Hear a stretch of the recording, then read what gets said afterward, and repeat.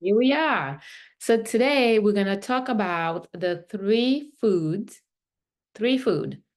healthy food that I ask my patients to avoid like a plague if they want to get rid of the uncomfortable feeling in the belly, if they don't want to look pregnant with a form of pregnant, bloated, gassy, constipation, slow motility.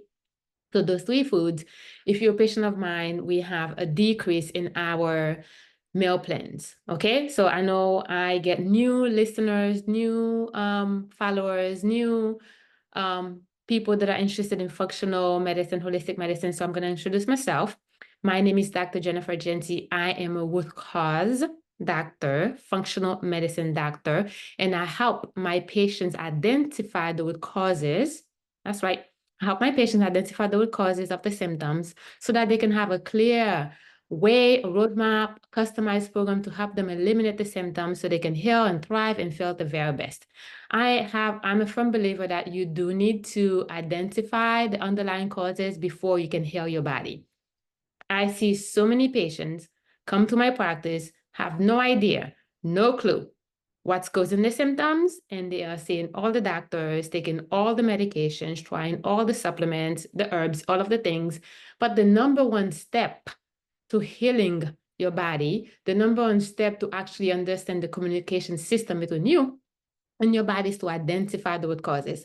On this platform, we talked about digestive issues. I've been helping my patients eliminate digestive issues for years now, hormonal imbalance, and weight gain. So if any of those three categories are interests of yours, I highly recommend that you subscribe to our platforms, you follow us, because my goal is to give you valuable information that you can take with you anywhere, that you can pass on to your children, your spouse, that you can use those. And I mean, the information is going to be so valuable that it's life changing.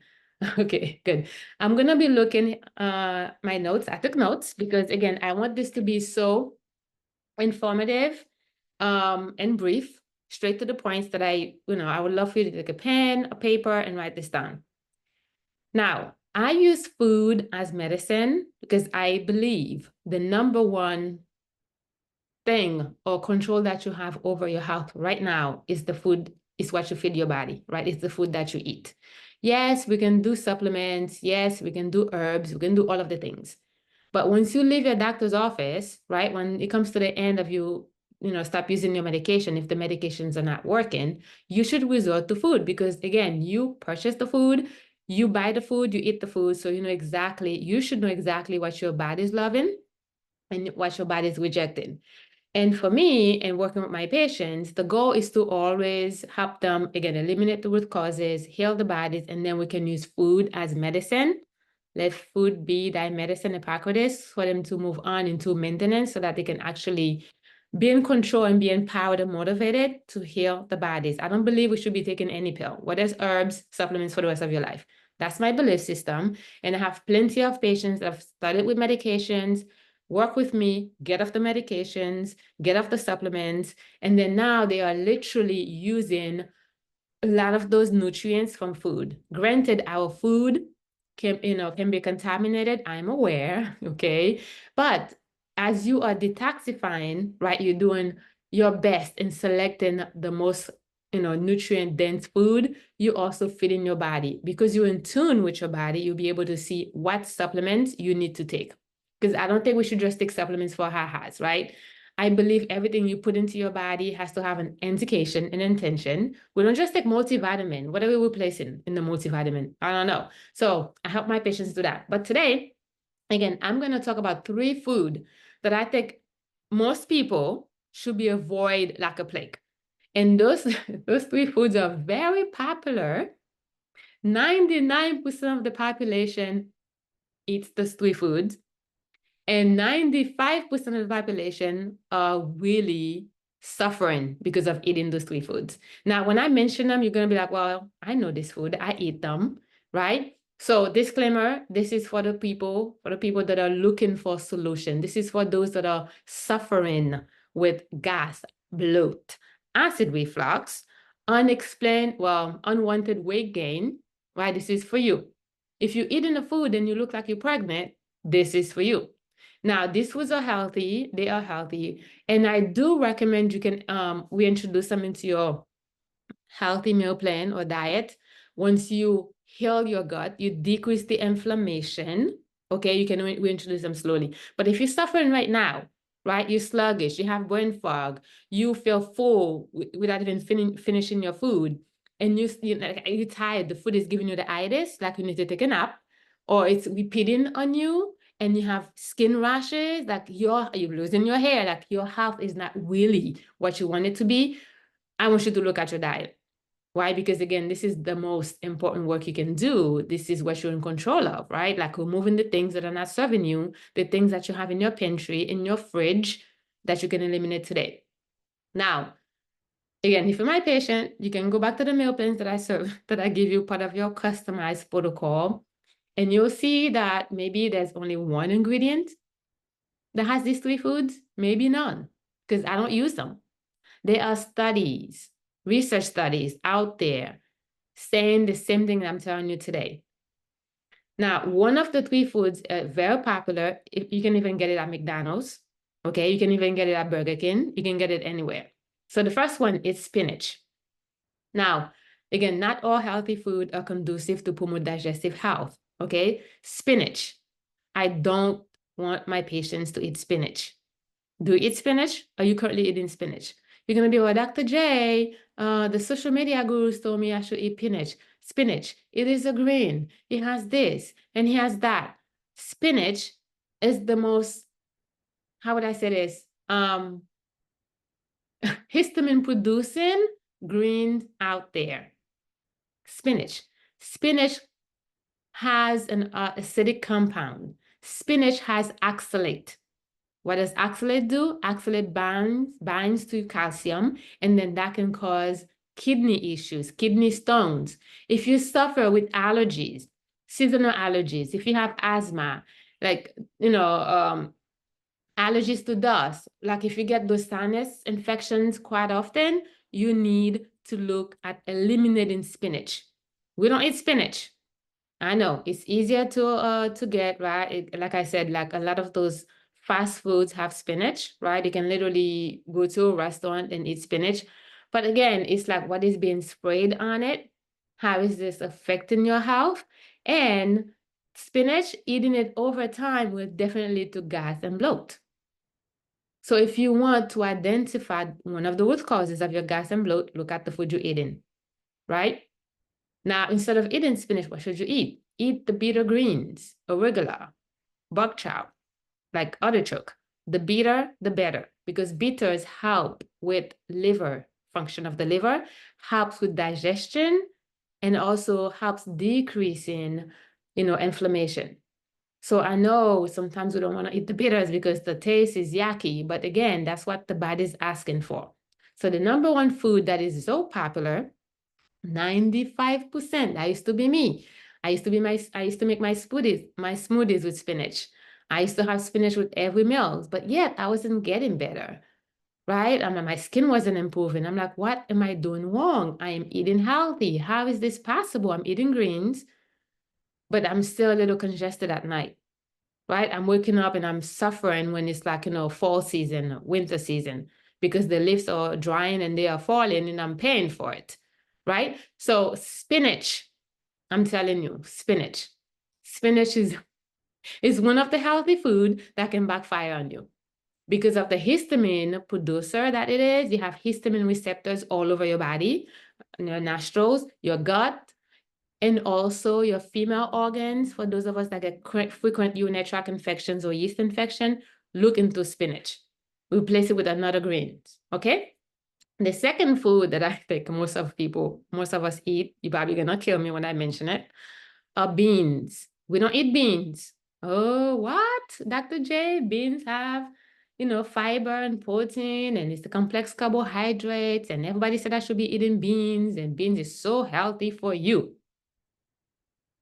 Now, beans will definitely lead to gas and bloat. Why? Because bean has a compound called lectins, and lectins is hard to digest.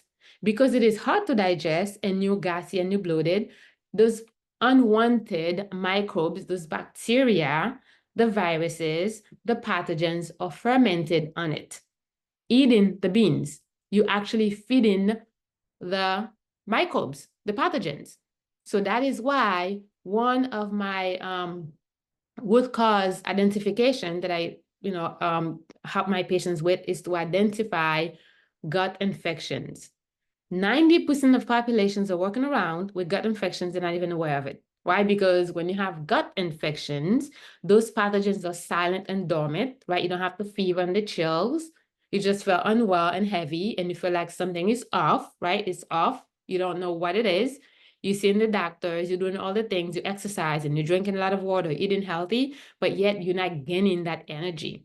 That stamina, vitality, the brain fog is just humongous. Beans, because beans slows motility.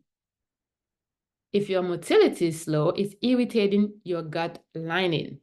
So therefore, it's like you're creating a Chinese buffet or buffet for the pathogens to eat, leading to unwanted symptoms, okay, including weight gain.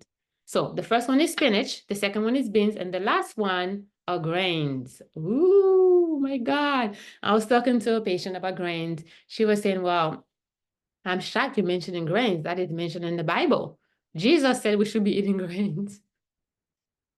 I have the most interesting people in my practice. I'm telling you. It's because I have an open door policy and my patients can talk to me about anything and everything. So whatever they're thinking, they would just like let it out. Then I'm like, yeah, that is right. That's right. I mean, I don't know the Bible like the back of my hands, but I am learning to study the Bible. I'm looking at a few verses in the Bible. At the beginning, Genesis, yeah, there was a lot of grains, right? Wheat, barley, rye, like those grains are mentioned in the Bible because they are healthy food. So is spinach. Spinach is healthy. Beans are healthy, but again, it is what is sprayed on the food, right? What is sprayed on the food, and whatever is on the food in the soil, we get.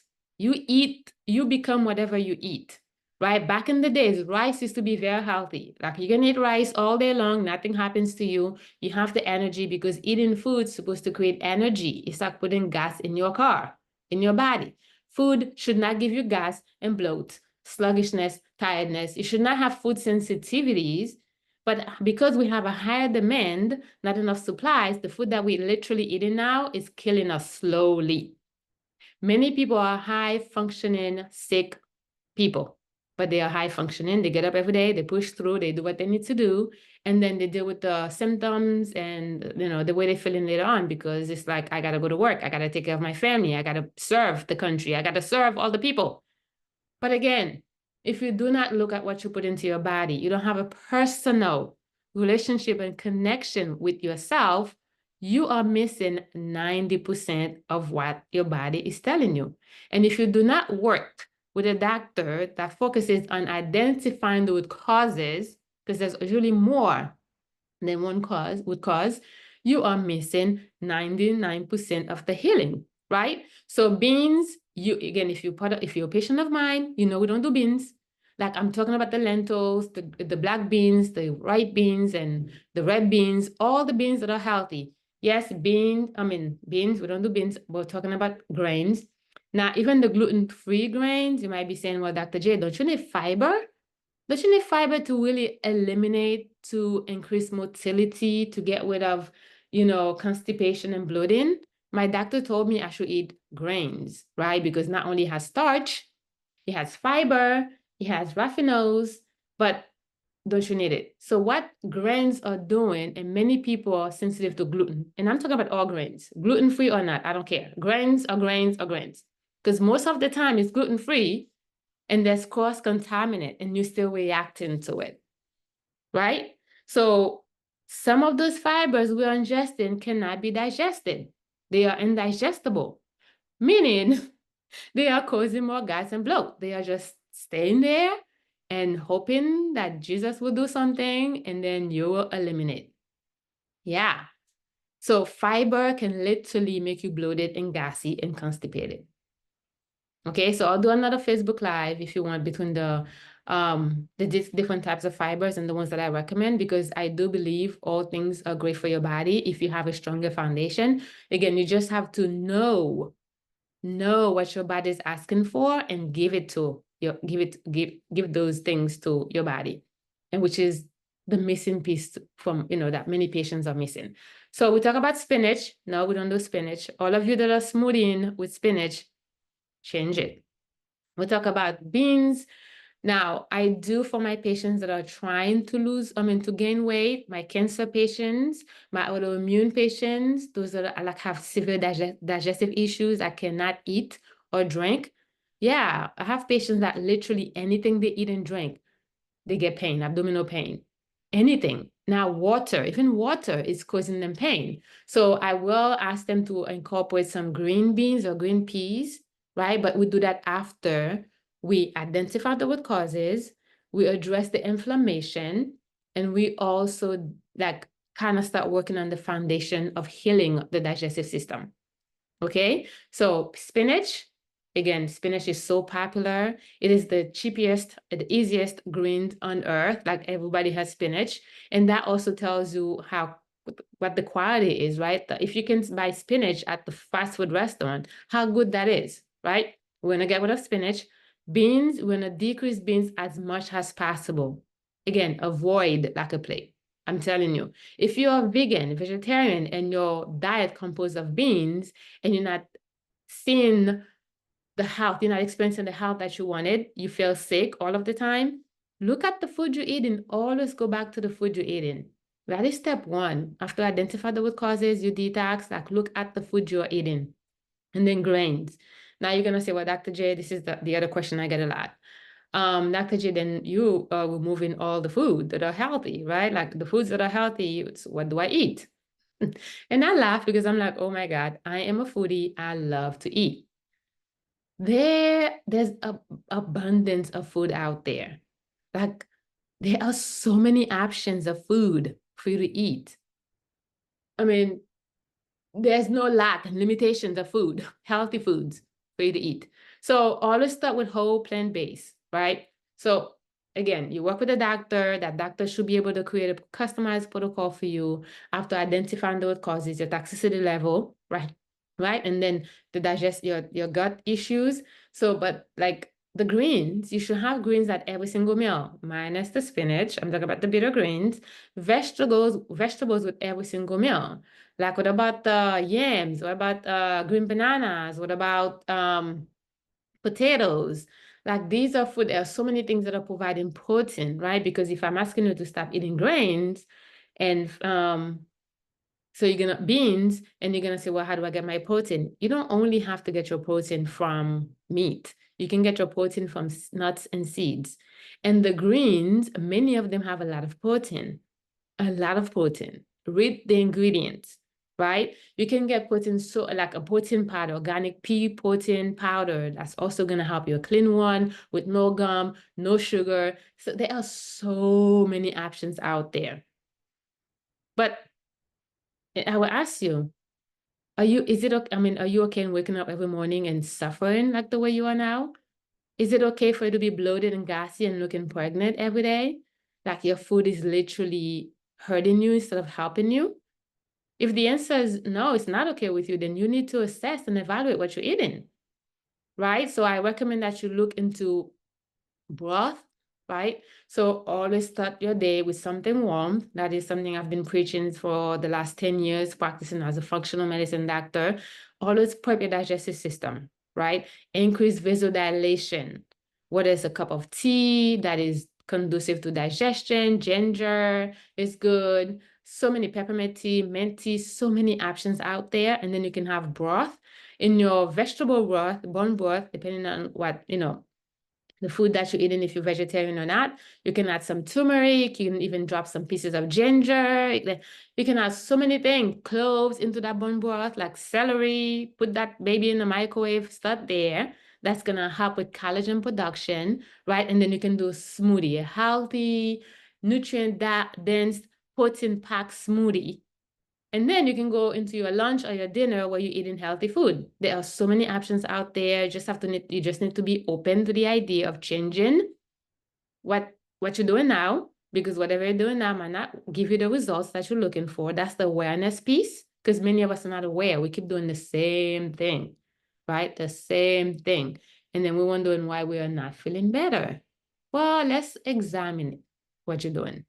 Let's investigate the root causes. Let's journal and see what you did this morning, giving you the problem, in the afternoon, what you did in the afternoon, giving you a problem at night. But if you are tired of feeling uncomfortable after your meals, right? If you're afraid of eating, I have patients that are literally running away from the food. I have a patient right now, all she does is drink tea all day long. And she's tired, she's weak, her muscles are shrinking, she's foggy all the time.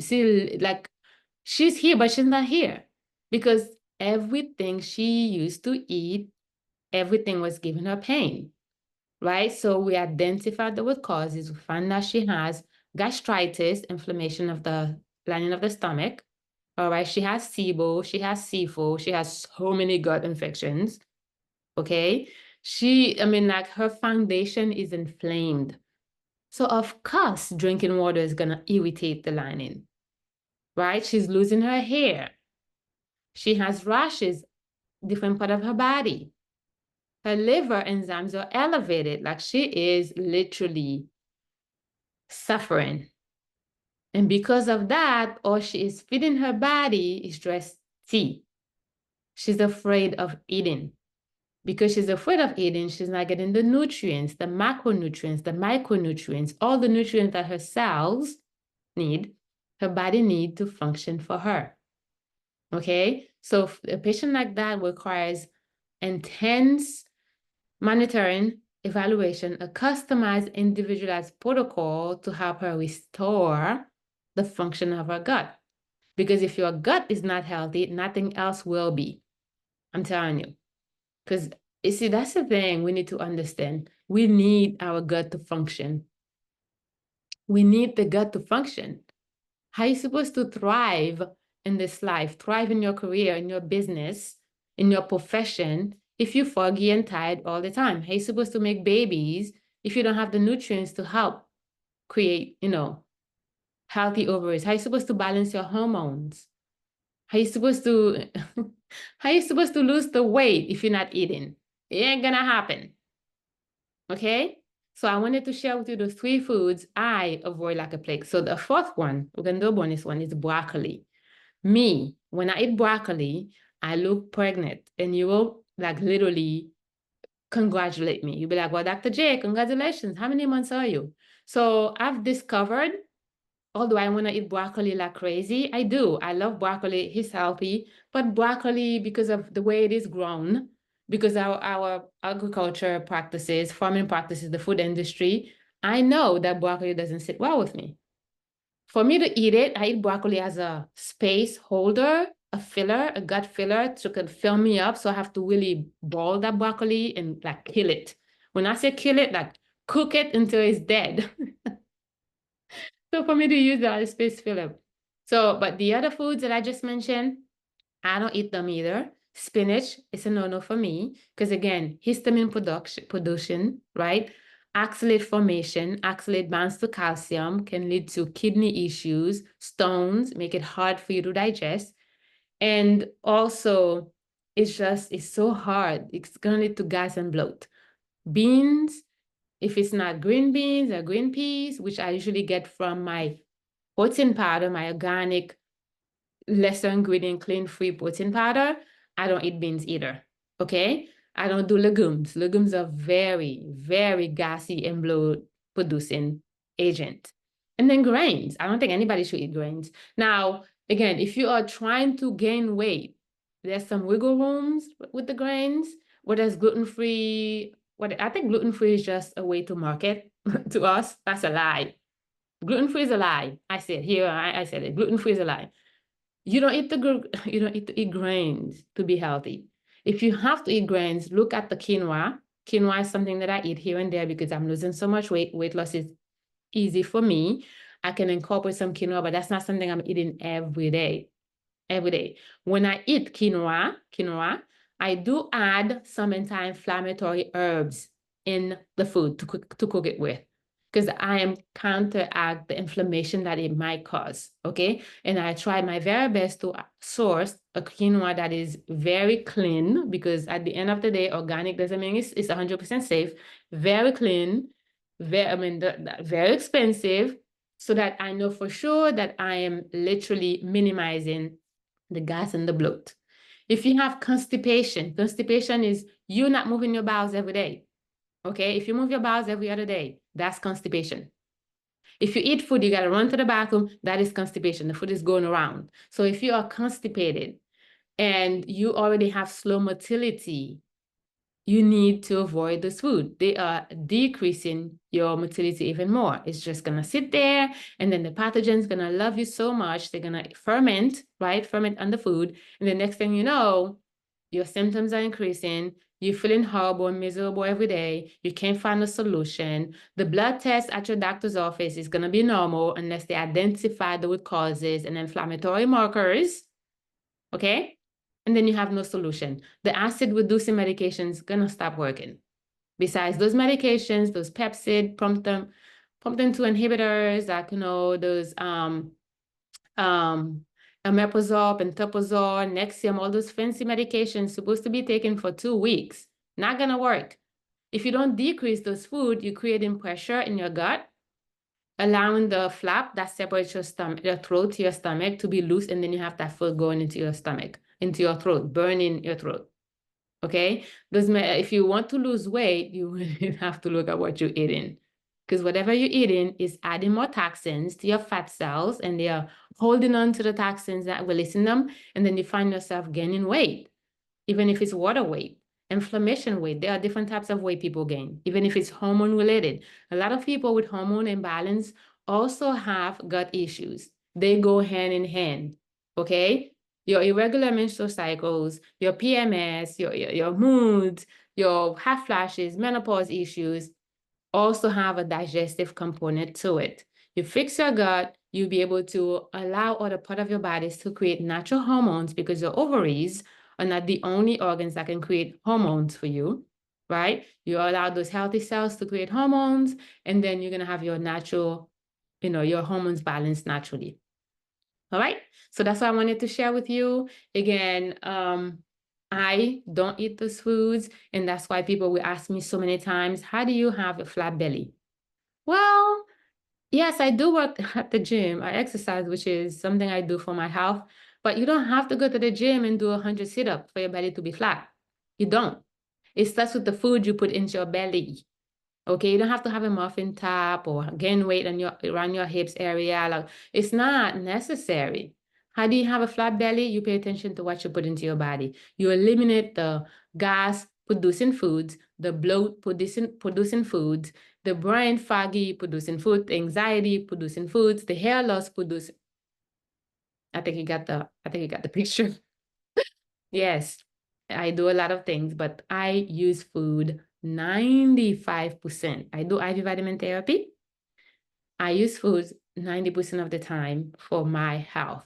And yes, it wasn't like that. I was just like you, struggling, again, like killing myself in the emergency room, chronic fatigue, fibromyalgia, SIBO, C4. At that time, SIBO and C4 weren't even popular.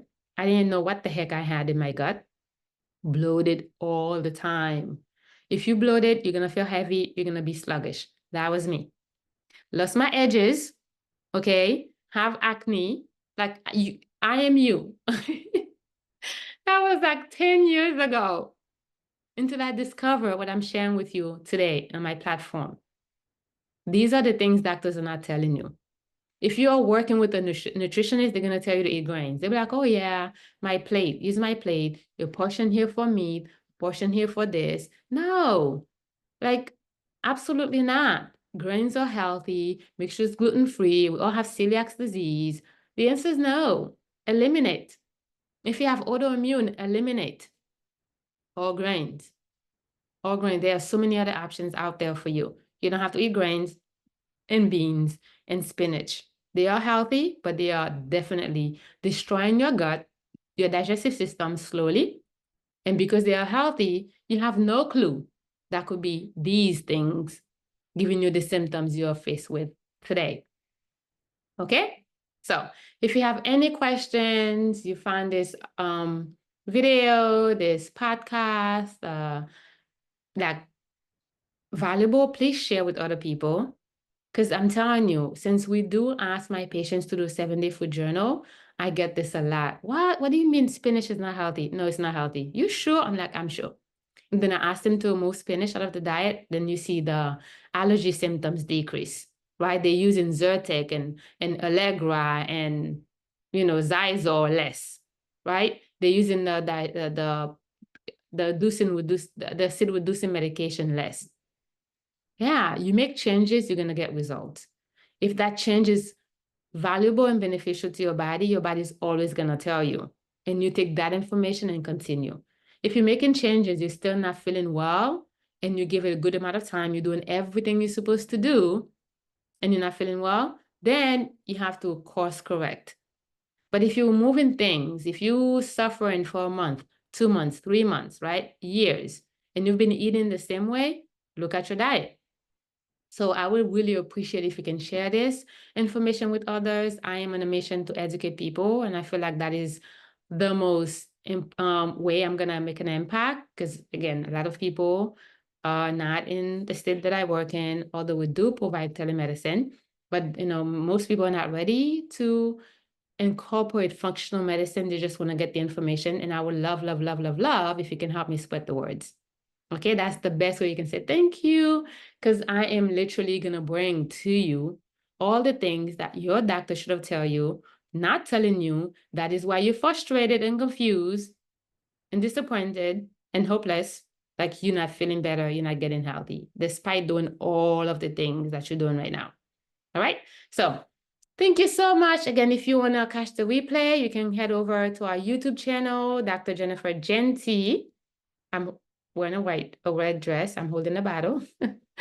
Oh, you can listen to the podcast. If you're driving, you're cooking, you're doing laundry, you need to educate yourself.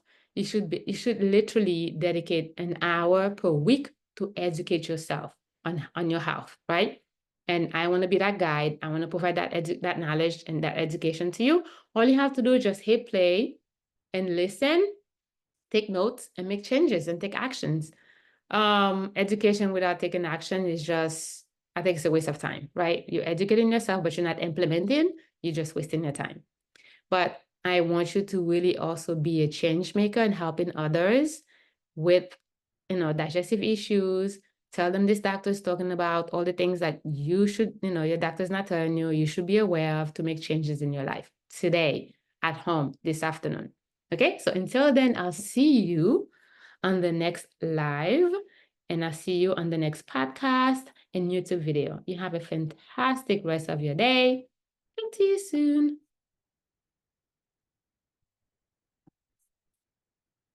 Oh my God, are you serious? Ooh.